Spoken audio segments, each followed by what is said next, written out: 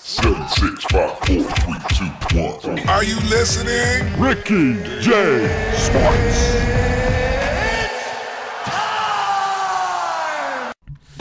What is going on, my fellow YouTubers? This is Ricky J, baby, from Ricky J Sports, and welcome to a UFC Fantasy League update, as well as my predictions for UFC 222. And we're going to start things off. I'm going to scroll up, just pause the video if you see your name, and I'm just going to talk about the updated standings. We've already gone through 2 events, man, and we are now going into our 3rd event. And things are crazy. You know, this is the one league that is a toss-up.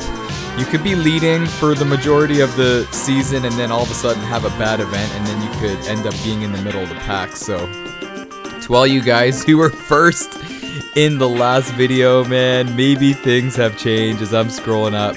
And we're in the hundreds. Look at Lucas Brodingham, a former champ. Even Kyle Blyland's a former champ, man. He's never mentioned. And he's a beast. And we're moving up. We're moving up, people. You're gonna see me, Ricky J Sports. I don't know why I just deepened my voice right there, but I don't know. Maybe it sounded good. Oh man, neck and neck with Curtis Turner, 140. Look at the 140 club. I forgot to mention Team Donut down below, but that's everybody with 0. But we're moving into the top 20. And we got OMC. Wasn't OMC leading at some point? And look at that. Boy, and James Maudsley are up there. And Cosmic Burst, man, 210. Sean, Robert, Hugh, Evil Adams. Oh, man, it's just a logjam even after 2 events. I felt so bad for Didi, my good buddy Didi. Let's go down to good old Dietz right here. Where's Dietz? Do you see him? Man, did I miss him? I'm trying to... I could just do a Control F and find him. But Didi did not enter his picks. There he is, Didi, 120, man. He did not enter his picks, so he went from 1st to 38th. So I kind of feel bad for him, but it's all good, man. It's all good. We're going to get into the next event, which is UFC 222. But let me know in the comment section below what the last 2 events should be. So we got UFC 220, UFC 221, UFC 222.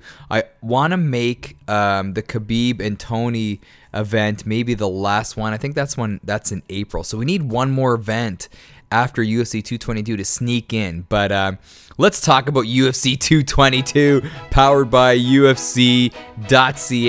And we're going to get right into the co-main event. And in my opinion, this is my main event. I don't know about you guys, but this is my main event. And Brian Ortega, for all you guys that don't know, he is my top 3 favorite fighters currently on the roster in the UFC. And this guy's a beast, undefeated.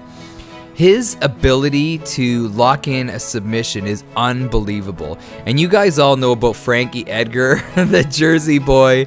Frankie Edgar is a tough guy, man. He's had some good fights since he lost to Aldo. He's been doing really well in his fights, but in my opinion, I just think Brian Ortega is just too tall, too young, too quick, too swift, and amazing on the ground that he's going to give Frankie Edgar a tough time. You know Frankie's going to try to box him and do that, and Brian Ortega has a chin, man, a granite. So if Brian Ortega is not doing well, he could always shoot for that takedown and get that takedown, but it's going to be tough against Edgar because he's a wrestler. But if it's flipped the other way and Edgar tries to go for a takedown, he's got to worry about Ortega's offense off his back, because Ortega is an amazing grappler, man, and he can throw in submissions. They even have stats here of grappling. Look at this, grappling accuracy, defended, submission average. Look at that, 1.89. What does that even mean, the average? But it's a lot higher than Frankie's. But all in all, I'm going with Brian Ortega. He is going to take out Frankie Edgar. I'm going to say 3rd round submission. Yeah, and I'm confident. I am super confident that Ortega is going to take this fight. I think Frankie Edgar is past his time. And is there anybody else in the UFC that has gotten more chances than Frankie Edgar? He should change his name from Frankie the Answer to Frankie the Cat Edgar, because this guy has like 9 lives getting all these title shots, and it's unbelievable. So I'm going to go Ortega, submission, 3rd round. And now for the main event, Cris Cyborg versus Yana Kunitskaya. I think I'm saying her name right. You know what? This shouldn't be the main event in my opinion. I feel like it's not even going to be a contest. Cris Cyborg she fought Tanya Evinger. Remember that? I don't know if you guys remember Tanya Evinger. She looked all funny fighting Cyborg, just being on the defense the whole fight. Well, Tanya fought Yana here, and she beat her. So if you think about it, you know, Cyborg's going to have an easy time against Kunitskaya. And Kunitskaya's last fight, she won by a decision in Invicta. So Cyborg is going to destroy her, man. I think it's going to go... Geez, I'm going to give Yana... I'm going to let her... She's going to survive the first round. I'm going to say Cyborg's going to win second round KO. I'm even leaning towards first round KO. This is not going to be a contest. But prove me wrong, guys. Let me know if anyone's going to take a shot in the dark and go with this girl right here. You know, if you're at the bottom of the stand-ins, there's nothing wrong with taking a shot in the dark, because this may go down as one of the biggest upsets in a long time, and then you'll get right back in the UFC Fantasy League race. But anyhow, people, going with Cyborg second round KO, and Ortega, baby, third round submission. Alright, people, let me know your predictions in the comment section below. We don't have a lot of time, man. We got Wednesday, Thursday, Friday, and then the events on Saturday. So get your picks in quick. Let's see if Boy James could keep the lead.